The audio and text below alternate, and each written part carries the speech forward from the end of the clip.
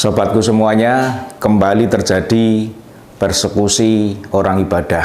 Dan kali ini terjadi pada hari Minggu kemarin di Purwakarta, di mana GKPS Simalungun di Purwakarta akan dicoba dihentikan ibadahnya oleh beberapa oknum, oleh beberapa orang yang mengatasnamakan rakyat setempat.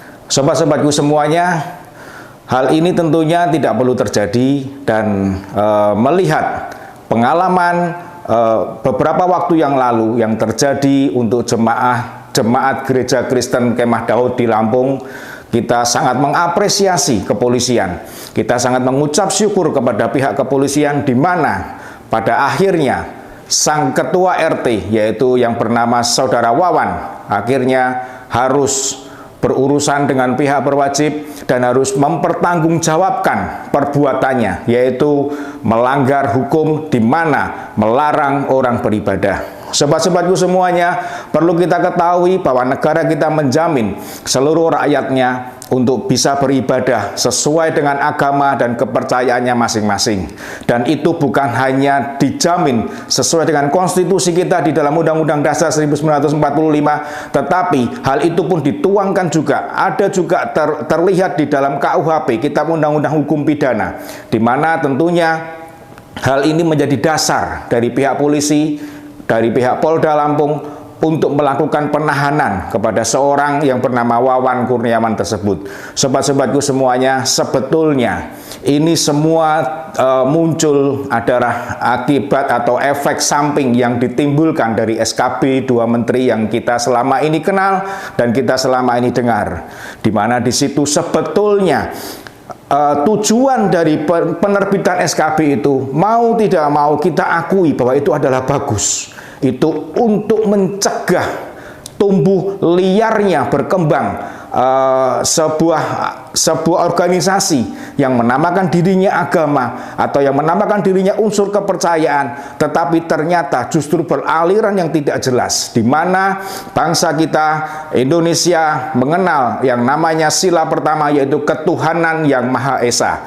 Di sini kita semua, seluruh unsur bangsa, seluruh anak bangsa wajib dan harus menjalankan bahwa kita semua memiliki agama yang jelas, agama yang mengajarkan kebaikan, agama yang mengajarkan bagaimana menghargai seseorang yang lain, satu dengan yang lainnya. Sobat-sobatku semuanya, dengan munculnya SKB ini ternyata dipergunakan oleh organisasi-organisasi yang beberapa waktu lalu sangat masif menekan orang-orang yang berbeda agamanya, orang-orang yang berbeda kepercayaannya. Sobat, janganlah kita selalu merasa ketakutan, janganlah kita selalu merasa bahwa kita tidak mampu. Tidak, kita semua dilindungi oleh apa yang namanya undang-undang yang ada di negara kita. Di pasal 175 di situ ditulis, barang siapa dengan kekerasan atau ancaman kekerasan merintangi pertemuan keagamaan yang bersifat umum dan diizinkan, atau upacara keagamaan yang diizinkan, atau upacara penguburan jenazah, diancam dengan pidana penjara paling lama 1 tahun 4 bulan. Sobat-sobatku semuanya, pasal inilah yang kemungkinan besar dikenakan kepada Saudara Wawan karena dia telah menghalangi sebuah ritual keagamaan.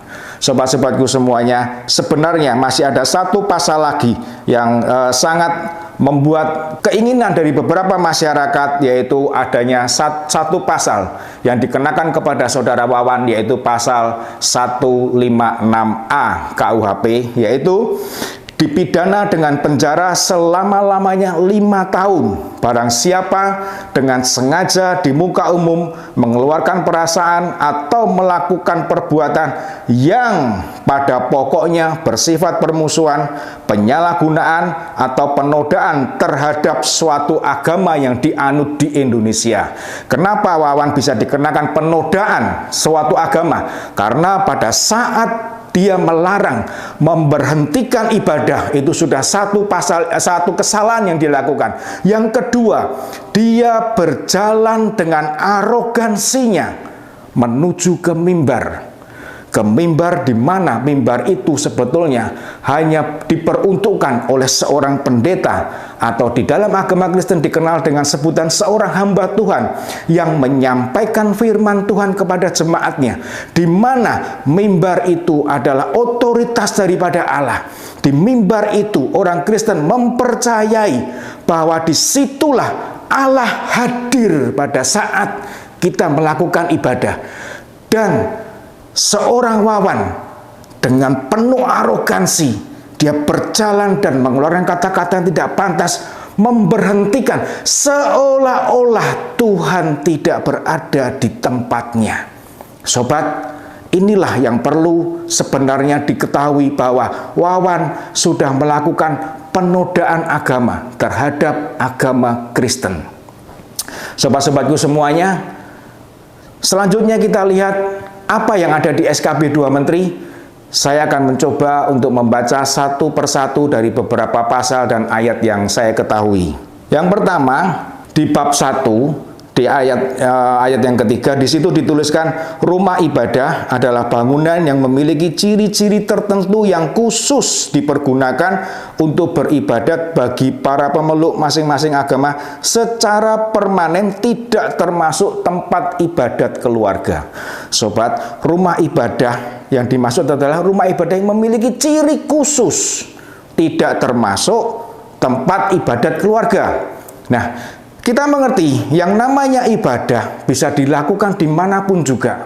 Apakah sembahyang, ataukah kita berdoa, atau kita mengadakan sebuah kebaktian sendiri, ibadah tersendiri, ibadah ucapan syukur seperti yang umat Kristen biasa lakukan, itu dilarang.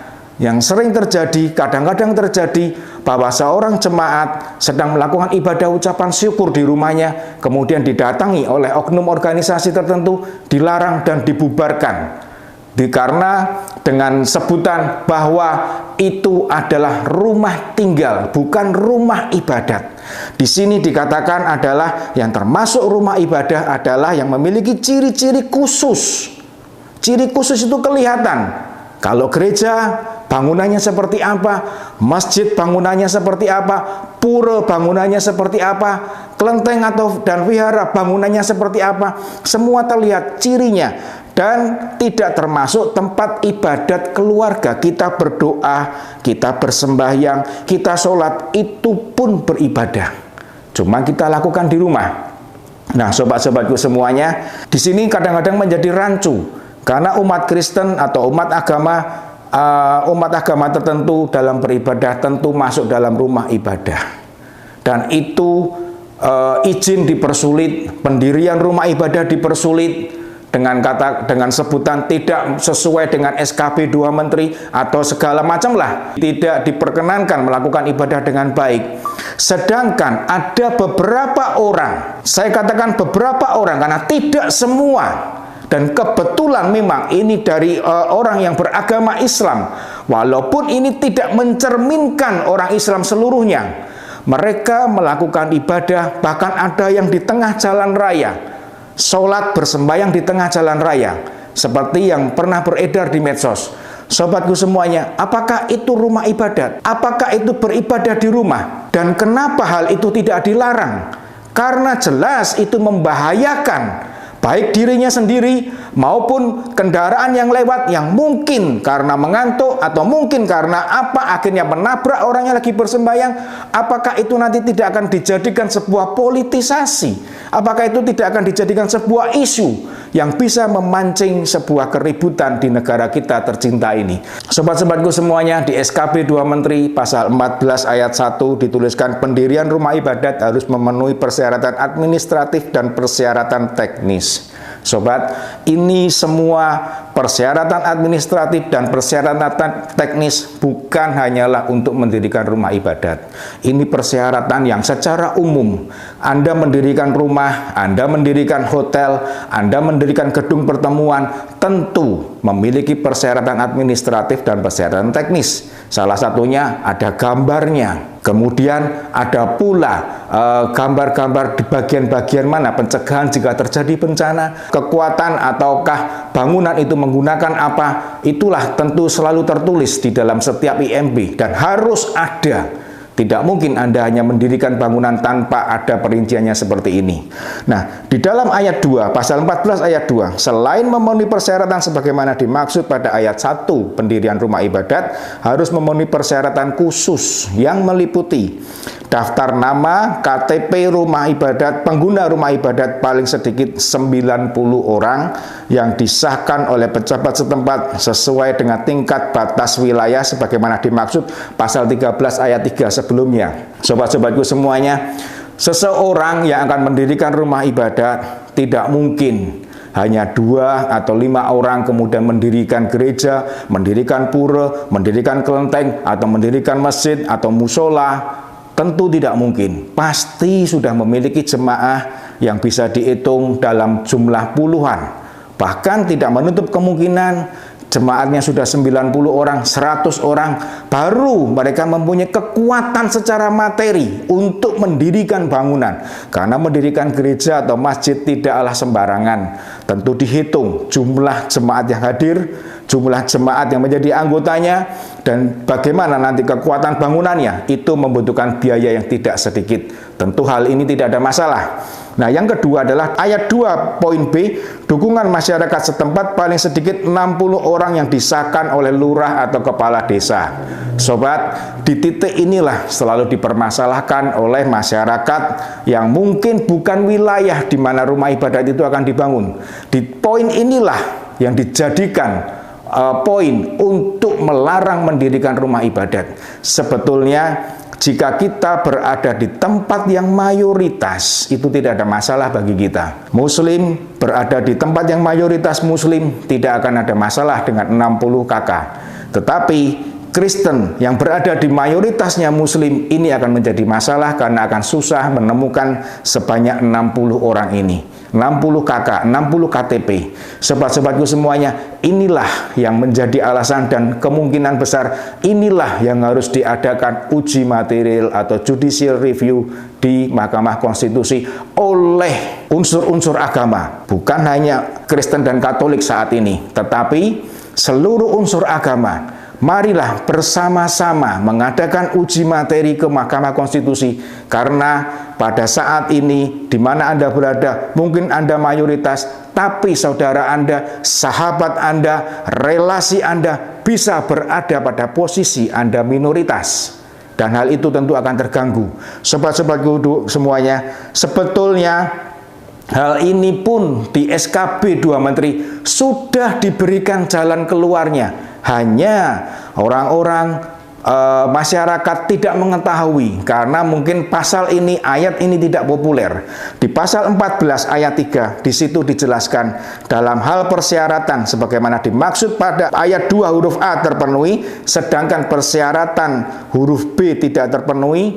Pemerintah daerah berkewajiban memfasilitasi tersedianya lokasi pembangunan rumah ibadat.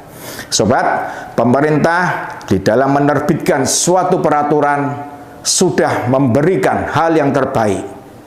Nah, sekarang jika memang tidak terpenuhi di unsur yang 60 orang itu, maka pemerintah daerah wajib, di sini dikatakan wajib memfasilitasi tersedianya lokasi pembangunan rumah ibadat. Tentu hal itu bisa dijadikan pertimbangan untuk saat ini masyarakat Kristen yang beragama Kristen yang rumah ibadahnya dihalangi, datanglah ke pemerintah setempat. Tanyakan di mana kami harus mendirikan rumah ibadat, karena ini adalah kewajiban Anda, pemerintah, melindungi kami sesuai dengan Undang-Undang Dasar 1945 bahwa kami memiliki kebebasan untuk beribadah, menjalankan agama dan kepercayaan kami. Di situ juga berarti kami pun juga harusnya memiliki kebebasan mendirikan rumah ibadah kami. Di manakah kami harus beribadah? Serahkan kepada pemerintah setempat dan biarkan pemerintah setempat memfasilitasi hal ini. Sobat-sobatku semuanya, di sini kita lihat jelas bahwa sebenarnya Poin tadi, pemerintah sudah memberikan solusinya, yaitu pemerintah daerah wajib memfasilitasi. Solusi yang kedua, jika memang tidak ditemukan atau dalam kondisi sedang mencari tempat yang baru, maka pada pasal 18, pada bab 5, izin sementara pemanfaatan bangunan gedung pasal 18, di situ ditulis pemanfaatan bangunan gedung bukan rumah ibadat sebagai rumah ibadat sementara harus mendapat surat keterangan pemberian izin sementara dari Bupati Wali Kota dengan memenuhi persyaratan sebagai berikut. Nah, sobat-sobatku semuanya, izin sementara ini ditulis di pasal 19 ayat 2, yaitu surat keterangan pemberian izin sementara pemanfaatan bangunan gedung bukan rumah ibadat sebagaimana dimaksud pada ayat 1, yaitu berlangsung paling lama 2 tahun. Jadi sobat-sobatku semuanya, jika memang saat ini sedang dibangun rumah ibadat dan Anda ingin beribadah, bolehlah majulah ke pemerintah setempat dengan dibantu oleh rekan-rekan dari FKUB meminta izin sementara beribadat selama 2 tahun sampai rumah ibadat yang sudah ditunjukkan lokasinya oleh pemerintah daerah setempat selesai dibangun dan Anda bisa beribadat dengan baik. Sobat-sobatku semuanya, mari kita jaga kerukunan antar umat beragama. Mari kita jaga kebersamaan kita, toleransi kita di dalam menjaga negara Republik Indonesia agar kita bisa berjalan dengan baik, agar negara kita bisa berjalan dengan baik, pembangunan terus berkelanjutan, dan kita bebas melaksanakan ibadah sesuai dengan agama dan kepercayaan masing-masing. Sobat-sobatku semuanya, jangan pandang satu sisi. Jangan pandang melihat bahwa saat ini yang sering terjadi adalah Islam melarang Kristen. Bukan di sini maksud dari SKP 2 Menteri. Tetapi Indonesia adalah banyak sekali kepercayaan, banyak agama, ada 6 agama. Ada bermacam-macam suku, ada bermacam-macam adat daerah. Dan disitulah, dimanapun Anda berada, mari yang Kristen di Ambon, di Maluku, Papua, NTT, ataupun yang manapun juga yang merasa dirinya mayoritas, berilah ruang bagi umat muslim untuk bisa beribadah dengan baik. Di tempat lain, mungkin di Bali, yang mayoritas Hindu, atau mungkin di pulau-pulau yang lain, Sumatera, masih ada bagian-bagian yang memiliki mayoritas agama bukan muslim. Sobat, mari kita bersama-sama menjaga kerukunan ini. Jangan sampai negara kita dipecah hanya karena agama. Jangan sampai negara kita diporak-porandakan hanya karena agama, yang dimana agama itu adalah urusan kita pribadi. Sobat-sobatku semuanya, yang terakhir saya berpesan, saya meyakini, saya mengamini bahwa hanya ada satu Allah di dunia ini. Jadi tidak ada 6 Allah. Allahnya Islam, Allahnya Kristen, Allahnya Buddha, Allahnya Hindu, dan lain sebagainya. Tidak ada. Hanya ada satu Allah di dunia ini. Tetapi banyak jalan menuju ke sana. Saya menganut ajaran Kristus. Sobat-sobat kita yang muslim menganut ajaran dari Nabi Muhammad, yang Hindu, yang Konghucu menganut Nabi Konghucu, dan lain sebagainya. Sobat, kenapa saya katakan seperti itu? Kita hanya berbeda jalan, tetapi tujuannya satu. Mana yang benar? Jika kita semua masing-masing ingin berjuang mempertahankan kita yang benar, nanti dulu sobatku semuanya, siapa yang paling benar, siapa yang benar jalannya menuju kepada Allah, hanya satu jawaban: mati dulu. Baru kita tahu apakah agama kita ini benar, apakah agama si A itu salah, si B itu benar, si C itu salah. Dengan mati baru kita mengerti, oh agama saya benar, oh agama saya salah. Tapi itu semua sudah terlambat. That it's for late. Sobat, yang saat ini perlu kita perbuat dan kita lakukan adalah melakukan apa yang ingin Allah berikan kepada kita umat manusia. Saling harga menghargai, saling menghormati sesama umat manusia, sesama ciptaan Allah yang Maha Kuasa, bukan ciptaan yang lainnya. Sobatku semuanya, mari kita jaga toleransi di negara kita.